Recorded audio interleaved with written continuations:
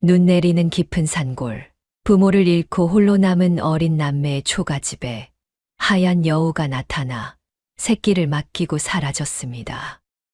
남매가 지극정성으로 새끼를 돌보자 신비로운 일들이 일어났지요.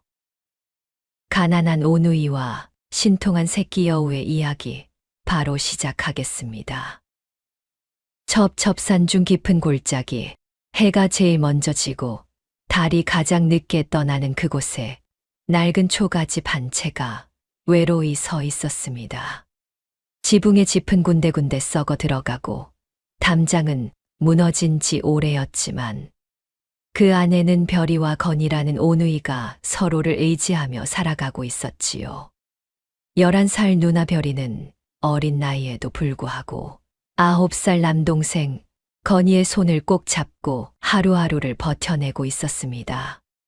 두 아이는 1년 전 마을을 휩쓴 전염병으로 부모를 잃은 뒤로 세상에 둘만 남게 되었지요.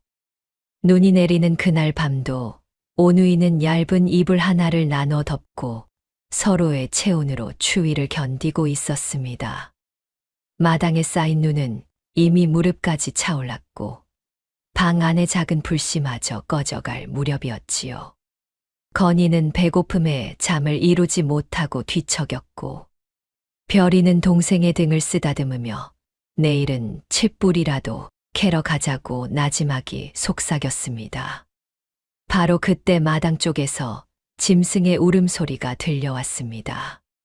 바람 소리도 아니고 겨울 산새의 울음도 아닌 무언가 간절하고 애절한 소리였지요. 별이는 조심스럽게 이불을 걷어내고 일어났습니다. 건이가 잠결에 누나의 옷자락을 붙잡았지만 별이는 괜찮다며 문 쪽으로 다가갔지요. 낡은 문을 열자 차가운 바람과 함께 눈발이 휘몰아쳐 들어왔고 달빛 아래 펼쳐진 마당에는 믿기 어려운 광경이 펼쳐져 있었습니다.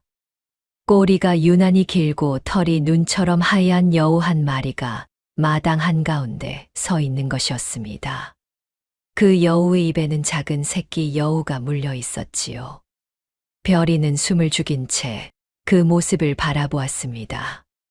어미 여우는 천천히 고개를 숙여 새끼를 눈 위에 내려놓았습니다. 새끼는 미약하게 몸을 떨고 있을 뿐 거의 움직이지 못했지요. 그리고 어미 여우는 별이를 똑바로 바라보며 마치 사람처럼 깊이 고개를 숙였습니다. 그 눈빛에는 간절함과 애절함, 그리고 무언가를 부탁하는 듯한 빛이 가득 담겨 있었지요. 별이는 그 순간 알 수 있었습니다. 이 어미 여우가 자신의 새끼를 자신에게 맡기려 한다는 것을. 그리고 그것이 얼마나 절박한 선택인지를 말입니다. 누나, 무슨 일이야? 떨리는 목소리로 건이가 물었지만 별이는 동생을 돌아보지도 않은 채 어미 여우를 향해 고개를 끄덕였지요. 그러자 어미 여우는 다시 한번 깊이 절을 하듯 고개를 숙이더니 눈보라 속으로 몸을 돌려 순식간에 어둠 속으로 사라져 버렸습니다. 마당에는 작은 새끼 여우만이 남았지요. 그 작은 생명은 눈 위에서 가느다랗게 숨을 쉬며 죽어가고 있었습니다. 별이는 망설이지 않고 마당으로 뛰어나갔습니다. 맨발로 차가운 눈을 밟으며 새끼 여우에게 달려가 두 손으로 조심스럽게 안아 올렸지요. 새끼의 몸은 얼음장처럼 차가웠고 숨소리는 거의 들리지 않을 만큼 약했습니다. 별이가 새끼를 품에 꼭 안고 방으로 들어오자 건이는 누나가 안고 온 것을 보고 눈이 휘둥그레졌지요. 여우 새끼야. 어미가 우리한테 맡기고 간 것 같아. 별이는 새끼를 불씨 가까이 두고 자신의 옷을 벗어 감싸주었습니다. 두 아이는 밤새도록 새끼의 몸을 비비며 체온을 나눠주었지요. 새끼 여우는 서서히 떨림이 잦아들며 희미하게 남아 눈을 뜨기 시작했습니다. 그 작은 눈동자는 맑고 영롱했으며 신비로운 빛이 깃들어 있었지요. 먼 동이 틀 무렵 마당에서 인기척을 느낀 별이는 문득 방문을 열어보았습니다. 그런데 놀랍게도 마당 한쪽에는 칡뿌리 몇 개와 마른 도토리 한 줌이 가지런히 놓여 있었지요. 눈 위에 난 발자국을 보니 짐승의 것이 분명했고, 별이는 어젯밤 그 어미 여우가 다녀간 것임을 단번에 알아차렸습니다. 눈물이 핑 돌았지요. 자신의 새끼를 맡긴 것도 모자라 먹을 것까지 구해다 놓고 간 그 어미의 마음이 얼마나 간절했을지 별이는 가슴 한구석이 뜨거워지는 것을 느꼈습니다. 건아, 밖에 먹을 게 있어. 어미 여우가 갖다 놓고 간 것 같아. 별이가 칡뿌리와 도토리를 들고 들어오자 건이는 믿을 수 없다는 표정으로 누나를 바라보았지요. 두 아이는 오랜만에 배를 채울 수 있었고, 품 안의 새끼 여우도 조금씩 기운을 되찾아 가는 것처럼 보였습니다.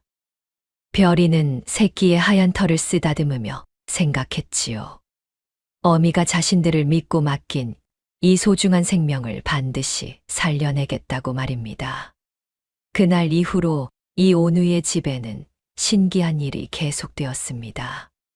매일 아침 마당에는 칡뿌리나 도토리, 때로는 산나물이나 버섯 같은 것들이 놓여 있는 것이었습니다.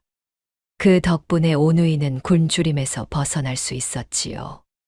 새끼 여우도 날이 갈수록 건강해졌고, 오누이는 그 작은 생명에게 백이라는 이름을 지어 주었습니다. 눈처럼 하얀 털을 가진 여우이기에 백이라는 이름이 딱 어울렸지요. 백이는 이름을 부르면 꼬리를 흔들며 아이들에게 다가왔습니다. 가난하고 외로웠던 초가집의 작은 생명 하나가 더해지면서 별이와 건이는 비로소 웃음을 되찾을 수 있었습니다. 백이는 날이 갈수록 오누이에게 익숙해졌습니다. 처음에는 낯설었던 사람 냄새에 움츠러들기만 하던 작은 여우가 이제는 별이와 건이의 품에 안겨 새근새근 잠을 자곤 했지요. 특히 건이를 따르는 모습이 각별했습니다. 건이가 마당에 나가 장작을 쌓으면 백이는 그 뒤를 졸졸 따라다니며 꼬리를 흔들었지요. 백아, 여기 있어. 위험해. 건이가 말하면 백이는 정말로 그 자리에 얌전히 앉아 기다렸습니다.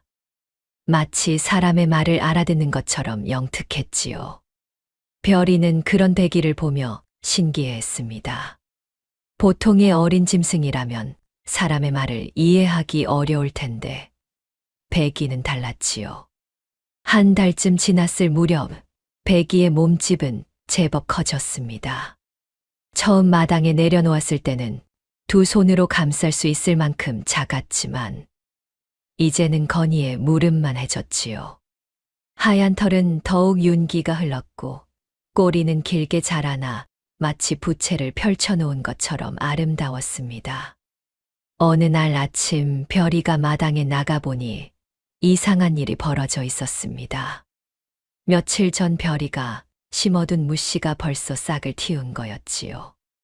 겨울이 채 가시지도 않았는데 파릇파릇한 싹이 돋아난 것입니다. 별이는 고개를 갸우뚱하며 그 싹을 만져보았습니다. 분명 이상했지요. 아무리 생각해도 이 추운 날씨에 싹이 틀 리가 없었습니다. 건아, 이리 와봐. 무씨에서 싹이 났어. 건이가 달려와서 보더니 눈이 휘둥그레졌습니다. 그런데 더 놀라운 것은 그 옆에서 백이가 앉아 있다는 사실이었지요. 백이는 그 싹 주변을 빙글빙글 돌더니 별이를 올려다보며 꼬리를 흔들었습니다. 마치 자기가 한 일이라고 자랑하는 것처럼 말입니다. 설마 백이가? 별이가 중얼거리자 백이는 또다시 싹 주변을 한 바퀴 돌았습니다. 그러자 신기한 일이 또 벌어졌지요. 싹이 조금 더 자라나며 잎사귀가 펼쳐지기 시작한 것입니다. 별이와 건이는 입을 다물지 못했습니다. 이건 분명 보통 일이 아니었으니까요. 그날 이후로 오누이는 백이를 더욱 신기한 눈으로 바라보게 되었습니다. 백이가 방 안을 한 바퀴 돌면 방 안의 한기가 사라졌고, 백이가 옷가지 위를 지나가면 해진 천이 조금씩 부드러워지는 것처럼 느껴졌지요. 처음에는 착각인가 싶었지만 시간이 지날수록 그것이 착각이 아니라는 것을 알게 되었습니다. 배가 내가 해준 거지. 백이는 별이의 품에 안겨 눈을 가늘게 뜨며 기분 좋다는 듯 가르랑거렸습니다. 별이는 백이의 머리를 쓰다듬으며 고마움을 느꼈지요. 이 작은 여우가 자신들에게 베푸는 은혜가 얼마나 큰지 별이는 매일 실감하고 있었습니다. 건이도 백이 덕분에 변화를 느꼈습니다. 몸이 약했던 건이는 겨울만 되면 기침을 달고 살았고 감기에 자주 걸렸습니다. 그런데 백이와 함께 지낸 이후로는 기침이 뚝 그쳤습니다. 누나, 나 요즘 안 아파. 백이가 낫게 해준 것 같아. 건이의 말에 별이도 고개를 끄덕였습니다. 백이는 분명 보통 여우가 아니었지요. 어쩌면 산신령이 보내준 신비한 짐승일지도 모른다는 생각이 들었습니다. 하지만 별이는 한 가지 걱정이 있었습니다. 백이가 이렇게 신통한 일을 보이면 언젠가 마을 사람들이 알게 될 것이라는 생각이 들었지요. 마을 사람들은 가끔씩 산길을 지나가며 오누이의 집을 힐끗 보곤 했습니다. 가난한 아이들이 어떻게 살아가나 보는 것이었지요. 건아, 백이를 밖에 데리고 나가면 안 돼. 사람들이 보면 안 좋을 것 같아. 별이의 말에 건이도 심각한 표정으로 고개를 끄덕였습니다. 백이를 지키려면 조심해야 한다는 것을 두 아이 모두 알고 있었던 것이지요. 그래서 오누이는 백이를 집 안에만 두기로 했습니다. 백이도 아이들의 뜻을 아는지 마당으로 나가려 하지 않았지요. 그렇게 조용히 지내던 어느 날, 마을 안악 한 명이 초가집 근처를 지나가다가 마당을 힐끗 보았습니다. 그리고는 깜짝 놀랐지요. 마당에 심어진 채소들이 한겨울인데도 파릇파릇하게 자라고 있었던 것입니다. 안악은 고개를 갸우뚱하며 마을로 돌아가 본 것을 퍼뜨리기 시작했습니다. 저 오누이 집에 뭔가 있는 것 같아. 한겨울에 채소가 자라고 있더라고. 소문은 빠르게 퍼져나갔습니다. 누군가는 산신령의 가호를 받았다고 했고, 누군가는 귀한 보물을 숨겨뒀다고 했지요. 별이는 마을에 갔다가 사람들이 수군거리는 소리를 들었습니다. 가슴이 철렁 내려앉았지요. 이미 소문이 난 것입니다. 집으로 돌아온 별이는 건이에게 조심하라고 신신당부했습니다. 백이를 절대 밖에 내보내서는 안 된다고, 사람들이 보면 큰일 난다고 말했지요. 건이도 심각한 표정으로 알았다고 대답했습니다. 하지만 두 아이는 알지 못했습니다. 이미 탐욕스러운 눈이 자신들을 노리고 있다는 것을 말입니다. 봄 기운이 조금씩 돌기 시작할 무렵, 백이는 어느새 어른 여우만큼 자라 있었습니다. 하얀 털은 달빛을 머금은 듯 은은하게 빛났고, 긴 꼬리는 우아하게 흔들릴 때마다 마치 구름이 흐르는 것 같았지요. 백이의 눈빛은 더욱 영롱해져 가끔씩 별이를 바라볼 때면 사람의 눈처럼 깊은 생각이 담긴 것처럼 보였습니다. 백이가 보여주는 신통한 일들은 점점 더 놀라워졌습니다. 어느 날 별이가 낡은 이불을 펼쳐놓고 한숨을 쉬고 있을 때였지요. 솜이 다 빠져나가 너덜너덜해진 이불을 보며 어떻게 해야 할지 막막했습니다. 새 솜을 구할 돈도 없었고, 그렇다고 이대로 겨울을 날 수도 없었지요. 백이가 별이 곁으로 다가와 이불 위에 살며시 앉았습니다. 그러더니 이불 위를 천천히 걸어 다니기 시작했지요. 한 바퀴, 두 바퀴, 세 바퀴를 돌았습니다. 별이는 백이가 무엇을 하는지 궁금해서 가만히 지켜보았지요. 백이가 이불에서 내려오자 놀라운 일이 벌어졌습니다. 너덜너덜하던 이불이 마치 새 것처럼 보송보송해진 것입니다. 백아, 이게 정말 내가 한 거야? 별이가 이불을 만져보니 솜이 가득 차 있었고 천도 한결 튼튼해진 것 같았습니다.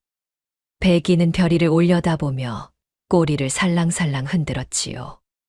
별이는 백이를 꼭 껴안았습니다. 이 작은 여우가 얼마나 고마운 존재인지 매일같이 느끼고 있었습니다. 어쩌면 하늘이 내린 영물인지도 모른다는 생각이 들었습니다. 봄이 깊어지면서 오누이의 마당은 더욱 풍성해졌습니다. 백이가 마당을 거닐기만 해도 채소들이 무럭무럭 자랐고 시들어가던 나무에도 새싹이 돋아났지요. 마을 사람들의 밭은 아직 앙상했는데 오누이의 텃밭만은 초록빛으로 가득했습니다. 이것을 본 마을 사람들은 더욱 수군거렸지요. 저 집에 분명 뭔가 있어. 저렇게 가난한 집에서 어떻게 저런 일이 일어나겠어. 산신령이 도와주는 건가? 아니면 귀한 보물이라도 있는 거야? 소문은 점점 더 커졌습니다. 어떤 사람들은 오누이를 부러워했고 어떤 사람들은 시샘했지요. 특히 마을에서 가장 부유한 조부자는 그 소문에 귀를 쫑긋 세웠습니다. 조부자는 원래 욕심이 많기로 유명했지요. 땅도 많이 가지고 있었고 곡식도 쌓아둔 것이 많았지만 항상 더 많은 것을 바랐습니다. 저 가난뱅이 집에 보물이 있을 리가 있나. 소문을 반신반의하던 조부자는 하인 하나를 불러 오누이의 집을 몰래 살피라고 명령했습니다. 하인은 며칠 동안 산길에 숨어서 초가집을 지켜보았지요. 그러던 어느 날 저녁 하인은 놀라운 장면을 목격했습니다. 마당에서 하얀 여우 한 마리가 빙글빙글 돌고 있는데 그 주변으로 은은한 빛이 퍼져나가는 것이었습니다. 하인은 급히 조부자에게 달려가 보고했습니다. 조부자의 눈이 번쩍 빛났지요. 하얀 여우라니, 그것도 신통한 능력을 가진 여우라니. 조부자는 예전에 중국에서 온 상인에게 들은 이야기가 떠올랐습니다. 하얀 여우는 구슬을 품고 있다던데 그 구슬을 가진 사람은 부귀영화를 누린다고 하지. 조부자는 마음속으로 계획을 짜기 시작했습니다. 저 여우를 어떻게든 손에 넣어야 한다고. 그래서 더 큰 부자가 되어야 한다고 생각했지요. 탐욕이 그의 마음을 가득 채웠습니다. 한편 별이는 요즘 백이가 불안해하는 것을 느꼈습니다. 백이는 밤마다 문 쪽을 바라보며 낮게 으르렁거렸고 낮에도 마당 쪽을 예민하게 살폈지요. 마치 누군가가 자신을 지켜보고 있다는 것을 아는 것처럼 말입니다.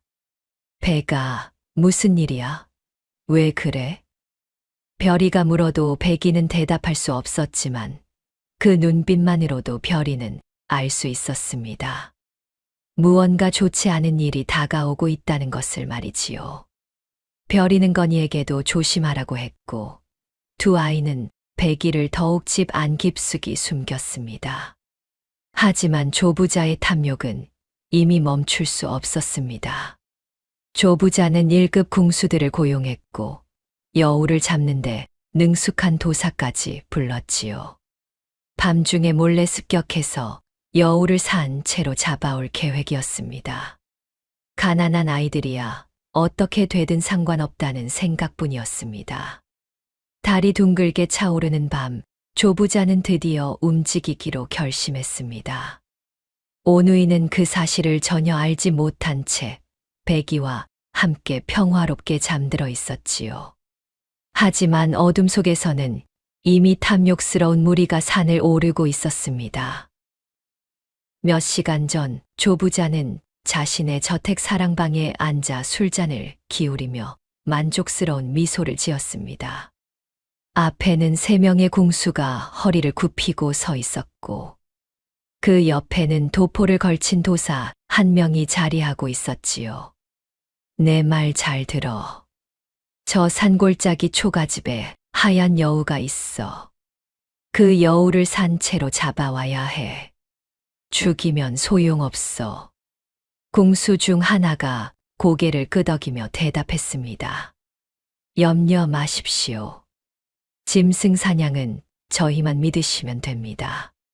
도사도 비죽이 웃으며 거들었지요.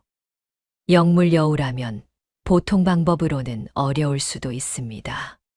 하지만 제가 준비한 부적과 약이 있으니 걱정 마십시오. 조부자는 만족스럽게 고개를 끄덕였습니다. 중국 상인에게 들은 이야기가 자꾸만 떠올랐지요. 1000년 묵은 여우는 구슬을 품고 있고 그 구슬을 가진 자는 불로장생의 무병장수를 누린다는 이야기였습니다. 설령 1000년은 아니더라도 저 하얀 여우는 분명 신령한 기운을 가지고 있을 것이라고 조부자는 확신했지요. 여우만 잡아오면 돼. 그 가난뱅이 아이들은 신경 쓰지 마. 방해되면 묶어두든지 해. 조부자의 말에 궁수들은 고개를 숙였습니다. 도사는 품에서 붉은 부적 몇 장을 꺼내 보이며 말했지요. 이 부적을 붙이면 여우가 아무리 영물이라도 꼼짝 못합니다. 제 말대로만 하십시오. 그날 밤 조부자 일행은 깊은 산길을 올랐습니다. 달빛이 밝았지만 나무가 우거진 산길은 어둠에 잠겨 있었지요. 궁수들은 활과 화살을 준비했고 도사는 주머니에서 이상한 약가루를 꺼내 냄새를 맡아보았습니다.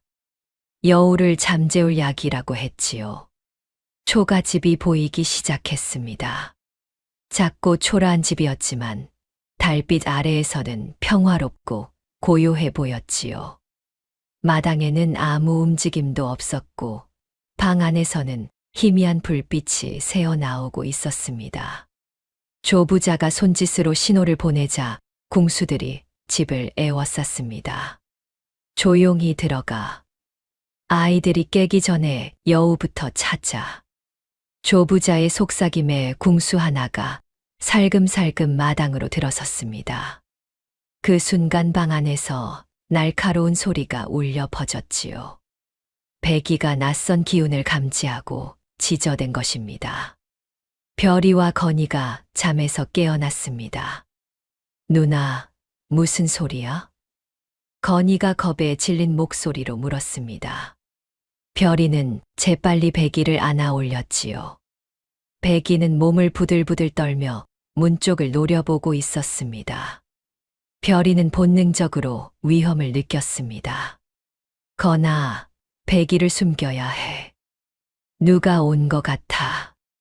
별이는 배기를 꼭 안은 채 문 쪽으로 다가가 밖을 살짝 내다보았습니다. 달빛 아래 낯선 사람들이 마당에 서 있었지요. 횃불을 든 조부자의 얼굴이 보였습니다. 별이는 숨이 막혔습니다. 거기 있는 아이들, 나와봐. 그 안에 여우가 있는 걸 다 안다. 별이는 건이의 손을 꼭 잡았습니다. 두 아이는 떨리는 마음으로 배기를 안은 채 문 앞에 섰지요. 순순히 여우를 내놓아라. 그럼 너희에게 쌀을 주마. 별이가 떨리는 목소리로 대답했습니다. 안 돼요. 배기는 우리 가족이에요. 조부자의 얼굴이 일그러졌습니다. 궁수들이 한 걸음씩 앞으로 나섰지요. 도사도 부적을 꺼내 들었습니다. 별이는 배기를 더욱 꼭 안았습니다. 제발 돌아가 주세요. 배기를 데려갈 수 없어요. 건이도 누나 옆에 바짝 붙어 섰습니다. 작은 몸이지만 배기를 지키겠다는 마음만은 확고했지요. 어린 것들이 감히 나를 거역해. 조부자는 궁수들에게 눈짓을 했습니다. 궁수들이 천천히 방 쪽으로 다가오기 시작했지요. 별이와 건이는 뒤로 물러섰습니다. 백이는 두 아이의 품에서 낮게 으르릉거렸지요. 바로 그때 백이가 별이의 품에서 벗어나 마당으로 뛰어내렸습니다. 별이가 소리쳤지요. 백아, 안 돼. 하지만 백이는 이미 마당 한가운데 서 있었습니다. 아이들을 위험에서 지키려는 것이었지요. 백이의 눈빛은 날카로웠습니다. 이때 조부자가 신호를 보내자 도사가 부적을 백이에게 던졌습니다. 하지만 부적은 백이에게 닿기도 전에 공중에서 타버렸지요. 조부자의 얼굴이 굳어졌습니다. 도사는 당황하며 또 다른 부적을 꺼냈습니다. 이럴 리가 없는데. 백이가 하늘을 향해 길게 울부짖었습니다. 그 소리는 산 전체에 울려 퍼지는 것 같았지요. 갑자기 바람이 일기 시작했습니다. 마당의 나뭇잎들이 소용돌이치며 날아올랐지요. 조부자가 뒤로 물러섰습니다. 공수들도 겁먹은 표정으로 주위를 둘러보았지요. 도사는 들고 있던 부적을 떨어뜨리며 중얼거렸습니다. 저건 보통 여우가 아니야. 하늘의 붉은 달무리가 지기 시작했습니다. 마당에는 짙은 안개가 피어올랐지요. 백이의 온몸에서 희미한 빛이 퍼져나오기 시작했습니다. 조부자는 두려움보다 욕심이 앞섰지요. 저것 봐. 저게 바로 영물의 증거야. 무슨 수를 써서라도 잡아야 해. 조부자의 외침에도 궁수들은 움직이지 못했습니다. 안개가 점점 더 짙어졌지요. 이제 앞사람조차 제대로 보이지 않았습니다. 백이의 울음소리만이 안개 속에서 울려 퍼졌지요. 별이와 건이는 방문 앞에서 떨며 서 있었습니다. 하지만 안개 때문에 아무것도 보이지 않았지요. 다만 백이의 울음소리가 슬프면서도 분노에 차 있다는 것을 느낄 수 있었습니다. 무언가 큰 일이 일어날 것 같은 예감이 공기를 가득 채웠지요. 안개는 순식간에 마당 전체를 삼켜버렸습니다. 조부자와 궁수들은 눈앞에 갖다 댄 제 손조차 보이지 않을 지경이었지요. 도사는 황급히 주머니를 뒤졌지만 아무 소용이 없었습니다. 백이가 펼친 환술은 이미 모든 것을 집어삼킨 뒤였으니까요. 이게 무슨 일이냐? 앞이 안 보여. 조부자가 소리쳤습니다. 궁수 하나가 횃불을 높이 들어 올렸지만 빛은 안개에 가려 한 뼘도 비추지 못했지요.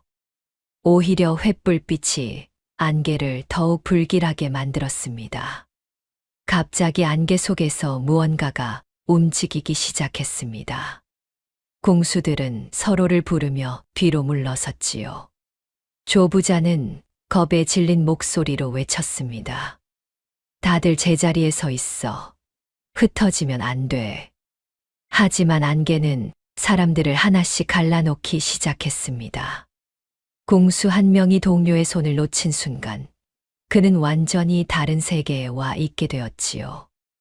눈앞에 펼쳐진 것은 초가집 마당이 아니라 끝없이 펼쳐진 낭떠러지였습니다. 으아. 궁수는 비명을 지르며 그 자리에 주저앉았습니다.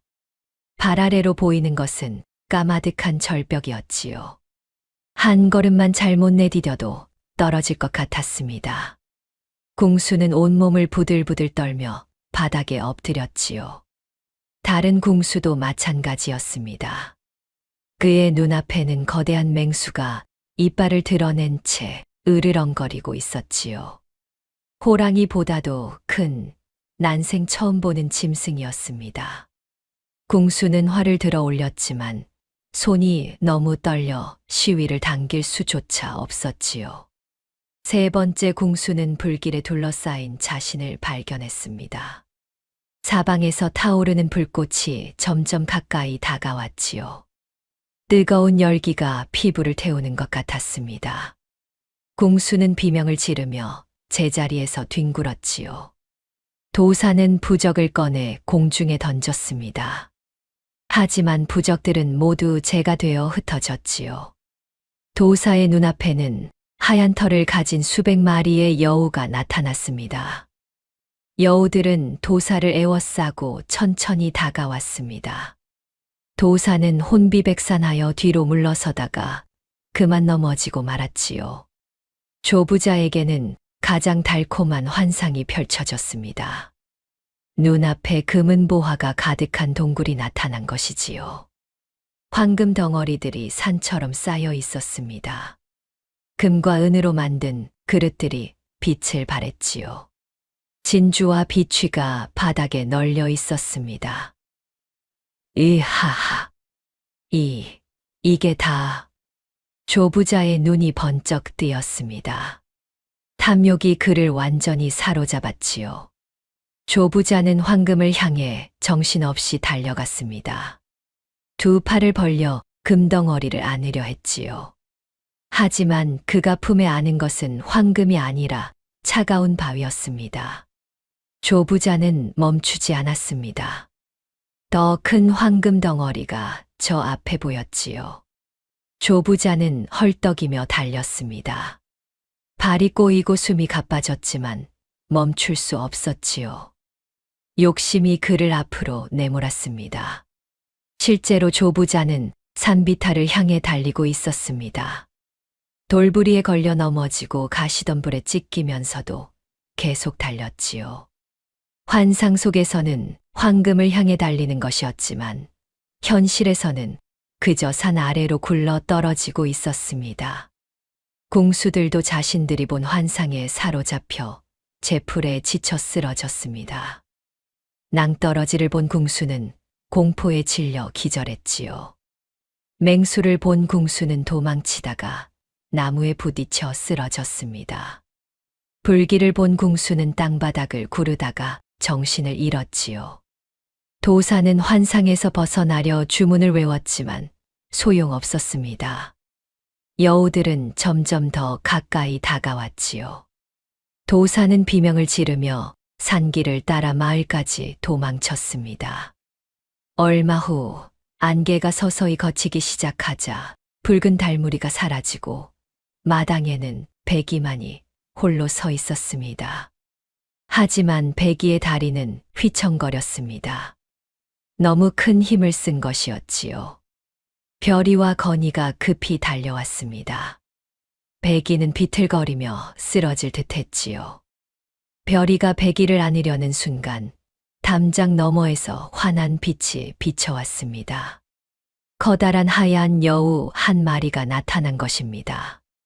백이보다 훨씬 크고 위험 있는 모습이었지요. 여우의 눈빛은 깊고 지혜로웠습니다. 별이는 단번에 알아차렸습니다. 백이의 어미였지요. 어미 여우는 천천히 백이에게 다가왔습니다. 백이는 기운 없이 어미를 올려다보았지요.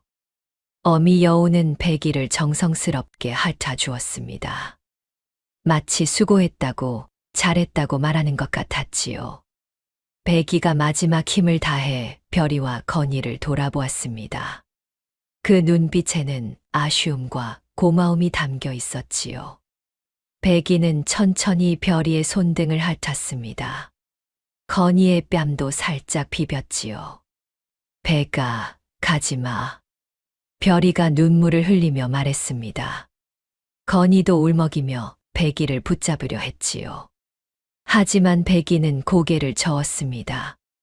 이제 떠나야 할 때라는 것을 알리는 것 같았습니다. 어미 여우는 별이와 건이를 향해 깊이 고개를 숙였습니다. 마치 아이들에게 감사하다고, 잘 돌봐줘서 고맙다고 인사하는 것 같았지요. 그리고 어미 여우는 백이를 등에 업은 채 달빛을 받으며 숲속으로 사라졌습니다. 두 여우의 모습은 점점 작아지더니 이윽고 완전히 보이지 않게 되었지요. 별이와 건이는 한참을 그 자리에 서서 숲을 바라보았습니다. 누나, 백이가 다시 올까? 별이는 대답하지 못한 채 가슴 한구석이 텅 빈 것 같은 허전함을 느꼈습니다. 백이와 함께한 날들이 주마등처럼 스쳐 지나갔지요. 눈 내리던 밤마당에 내려놓였던 작은 새끼의 모습. 처음으로 눈을 떴을 때의 그 맑은 눈동자, 꼬리를 흔들며 다가오던 모습들이 선명하게 떠올랐습니다. 아마 안 올 거야. 백이는 이제 어미랑 함께 있어야 해. 건이는 누나의 손을 꼭 잡으며 고개를 끄덕였지요. 두 오누이는 서로를 의지하며 천천히 방으로 돌아왔습니다. 방 안은 너무나 조용했고 백이가 잠들던 자리는 텅 비어 있었지요. 그런데 별이가 백이가 잠들던 그 자리를 쓰다듬으려는 순간 손끝에 뭔가 단단한 것이 닿았습니다. 놀라서 자세히 들여다보니 작은 구슬 하나가 그곳에 놓여 있었던 것이지요. 구슬은 푸른 빛을 띠고 있었고 달빛을 받아 은은하게 빛을 내고 있었습니다. 별이가 구슬을 조심스럽게 들어 올리자 방 안 전체가 부드러운 빛으로 환해졌지요. 건이도 신기한 듯 구슬을 자세히 들여다보았습니다. 구슬 속에는 마치 작은 은하수가 흐르는 것처럼 빛들이 일렁이고 있었지요. 누나, 이게 뭐지? 여우 구슬인 것 같아. 백이가 우리에게 남겨준 선물이야. 백이가 오누이에게 남겨준 마지막 선물이었지요. 별이는 구슬을 가슴에 품었습니다. 따뜻한 기운이 온몸으로 퍼져나가는 것을 느낄 수 있었지요. 마치 백이가 여전히 곁에 있는 것처럼 편안하고 따스한 느낌이었습니다. 건이도 구슬을 조심스럽게 만져보았지요. 구슬은 보드랍고 따스한 것이 손에 닿는 순간 마음이 차분하게 가라앉았습니다. 그날 밤 두 아이는 구슬을 사이에 두고 잠자리에 들었습니다. 구슬은 밤새 은은한 빛을 내며 아이들을 지켜주었지요. 별이는 꿈을 꾸었습니다. 백이가 어미와 함께 산 위를 자유롭게 달리는 꿈이었지요. 다행히도 백이는 건강해 보였고 무엇보다도 행복해 보였습니다. 다음 날 아침 일어난 별이는 몸이 한결 가벼워진 기분이었습니다. 며칠 전부터 앓던 감기가 말끔히 나아 있었지요. 건이도 마찬가지로 평소 자주 아프던 배가 전혀 아프지 않았습니다. 백이가 남긴 구슬이 두 아이를 낫게 해준 것이 분명했습니다. 며칠이 지나자 마을에서도 변화가 일어났습니다. 조부자는 산에서 내려온 뒤로 정신을 잃고 누워서 헛소리만 계속했지요. 의원을 불러도 아무 소용이 없었고 계속해서 황금을 따라가는 꿈만 꾸며 중얼거렸습니다. 궁수들도 마을로 돌아간 뒤 제대로 일을 하지 못했지요. 그날 밤의 환영이 머릿속을 떠나지 않아 밤마다 악몽에 시달렸습니다. 마을 사람들은 수군거리며 조부자가 나쁜 짓을 하다가 벌을 받았다고, 영무를 해치려다 하늘에 화를 입었다고 말했지요. 그 뒤로는 아무도 오누이의 집을 함부로 넘보지 않았습니다. 보름달이 환하게 뜨는 밤이 찾아왔습니다. 별이는 마당에 나와 달을 바라보며 백이를 그리워했지요. 건이도 누나 옆에 나란히 서서 하늘을 올려다보았습니다. 두 아이는 백이를 생각하며 조용히 달빛을 받고 있었지요. 바로 그때 뒷산 능선에 하얀 빛 두 개가 나타나는 것이 보였습니다. 자세히 보니 하얀 여우 두 마리가 나란히 앉아 마당을 내려다보고 있었지요. 누나, 백이야, 백아, 건이가 소리쳤습니다. 별이도 두 팔을 높이 들어 손을 흔들었지요. 여우들도 긴 꼬리를 한번 크게 흔들어 답했습니다. 그러더니 천천히 깊은 숲속으로 사라져갔지요. 별이가 작은 목소리로 백이에게 잘 지내라고, 우리도 잘 지낼 거라고 속삭였습니다. 건이도 고개를 끄덕이며 백이에게 고맙다고, 우리가 절대 잊지 않겠다고 말했지요. 달빛은 마당 전체를 환하게 비추고 있었습니다. 별이는 품속의 구슬을 꺼내 손바닥 위에 올려놓았지요. 구슬은 여전히 은은한 빛을 내며 두 아이를 따뜻하게 감싸주고 있었습니다. 별이는 생각했지요. 백이는 비록 떠났지만 이 구슬이 있는 한 백이는 언제나 오누이와 함께 있을 거라고 말입니다. 봄이 깊어지면서 오누이의 삶은 조금씩 변하기 시작했습니다. 백이가 남긴 구슬 덕분이었지요. 별이는 구슬을 작은 주머니에 넣어 항상 몸에 지니고 다녔습니다. 신기하게도 구슬을 지니고 있으면 몸이 가벼웠고 하루 종일 일을 해도 지치지 않았지요. 텃밭의 채소들도 더욱 무럭무럭 자랐습니다. 별이가 구슬을 품고 밭을 돌보면 시들던 잎도 다시 살아났지요. 건이가 심은 무도 다른 것들보다 2배는 크게 자랐습니다. 오누이는 수확한 채소를 팔아 조금씩 돈을 모을 수 있었지요. 어느 날 마을에 병든 아이가 있다는 소문이 들렸습니다. 열이 며칠째 내리지 않아 의원도 손을 쓸 수 없다고 했지요. 별이는 그 이야기를 듣고 가만히 있을 수 없었습니다. 구슬 덕분에 자신들이 낳았듯이 다른 아이도 도울 수 있을 것 같았지요. 건아, 그 집에 가보자. 우리도 남을 도와야 해. 건이도 고개를 끄덕였습니다. 두 아이는 구슬을 가지고 병든 아이의 집으로 갔지요. 아이의 어머니는 초췌한 얼굴로 문을 열었습니다. 별이가 조심스럽게 말했습니다. 저희가 도움이 될지 모르겠지만 이 구슬 아이 곁에 두어 보세요. 어머니는 반신반의했지만 지푸라기라도 잡는 심정으로 구슬을 받았습니다. 구슬을 아이 베갯머리에 두자 신기한 일이 벌어졌지요. 구슬이 은은한 빛을 내기 시작했습니다. 아이의 거친 숨소리가 점점 잔잔해졌지요. 다음 날 아침 아이는 열이 내리고 눈을 떴습니다. 어머니는 기쁨에 겨워 눈물을 흘렸지요. 별이와 건이에게 몇 번이나 절을 하며 감사했습니다. 오누이는 구슬을 돌려받고 집으로 돌아왔지요. 그 일이 있은 뒤로 마을 사람들의 시선이 달라졌습니다.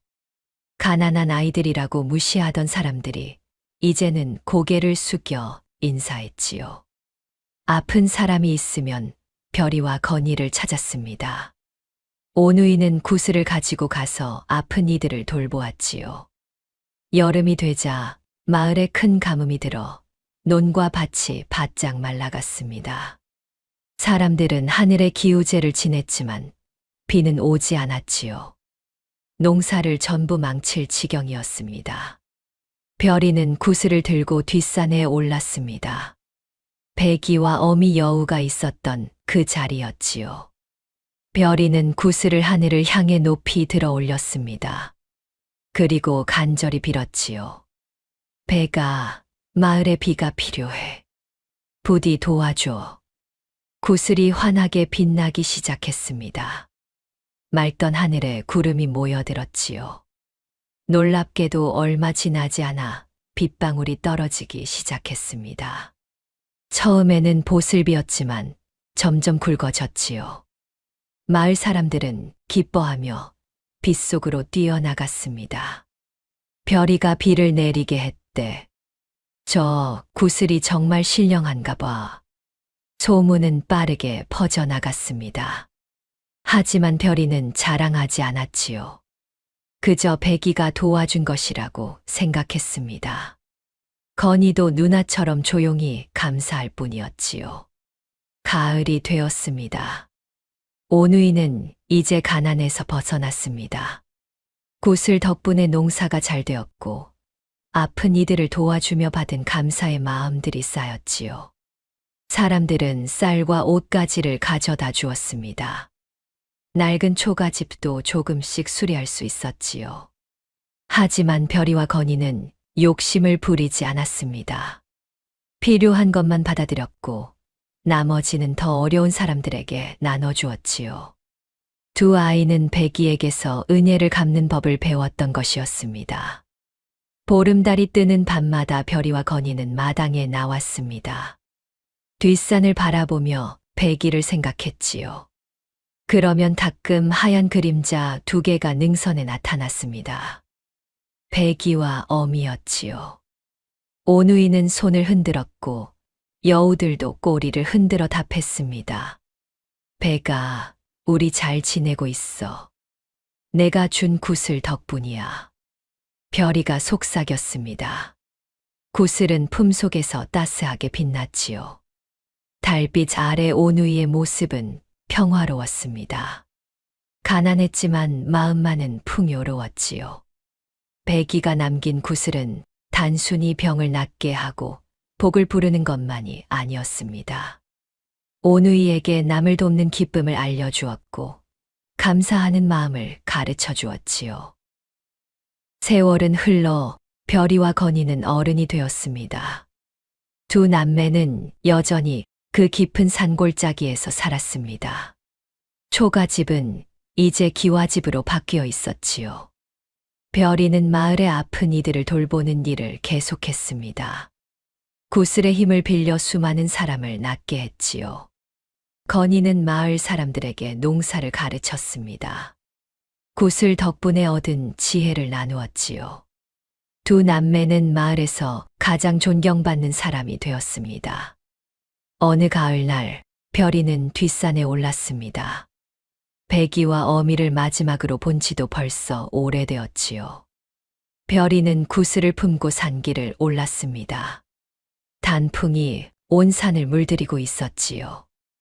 능선에 올랐을 때 별이는 멈춰 섰습니다. 저 멀리 크고 하얀 여우 두 마리가 보였지요. 별이를 보며 서 있었습니다. 백이야? 별이가 조심스럽게 불렀습니다. 몸집이 더 큰 여우 하나가 천천히 다가왔지요. 별이는 그 눈빛을 보고 알았습니다. 백이었습니다. 세월이 흘러 이제 어미보다 더 크게 자란 것이지요. 백이는 별이 앞에 앉았습니다. 별이는 백이의 머리를 쓰다듬었지요. 백이도 별이의 손을 핥았습니다. 옛날처럼 따뜻했지요. 두 존재는 말없이 서로를 바라보았습니다. 잘 지냈어, 백아. 내 덕분에 우리도 잘 살고 있어. 별이가 속삭였습니다. 백이는 고개를 끄덕이는 것 같았지요. 그러더니 천천히 몸을 돌려 어미 곁으로 돌아갔습니다. 두 여우는 나란히 앉아 별이를 바라보았지요. 별이도 그 자리에 앉았습니다. 셋은 오래도록 함께 있었지요. 해가 저물기 시작했습니다. 여우들이 일어섰지요. 별이도 일어섰습니다. 안녕, 백아. 또 보자. 별이가 손을 흔들었습니다. 백이도 꼬리를 한 번 흔들었지요. 그리고 어미와 함께 깊은 숲속으로 사라졌습니다. 별이는 한참을 그 자리에 서서 여우들이 사라진 곳을 바라보았지요. 집으로 돌아온 별이는 건이에게 백이를 만난 이야기를 했습니다. 건이는 아쉬워했지요. 하지만 곧 웃으며 말했습니다. 누나, 백이가 잘 있다니 다행이야. 며칠 뒤 보름달이 떴습니다.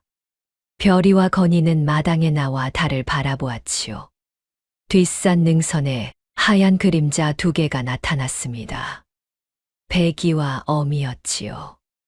두 남매는 손을 흔들었습니다.